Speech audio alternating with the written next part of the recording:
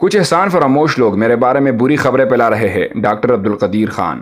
ایٹمی سائنسدان ڈاکٹر عبدالقدیر خان کا کہنا ہے کچھ احسان فراموش لوگ ان کے بارے میں بری خبریں پھیلا رہے ہیں۔ ڈاکٹر عبدالقدیر خان کا کہنا ہے کہ آپ سب میرے بارے میں افواہیں سن کر پریشان ہوں گے، مجھے بھی صبح سے فون آ رہے ہیں۔ کچھ احسان فراموش لوگ میرے مرنے کی خبریں پھیلا رہے ہیں۔ اللہ کا شکر ہے میں بالکل ٹھیک ہوں، کئی سال اللہ اور بھی مجھے زندہ رکھے گا انشاءاللہ، تاکہ میں لوگوں کے دل جلا سکوں۔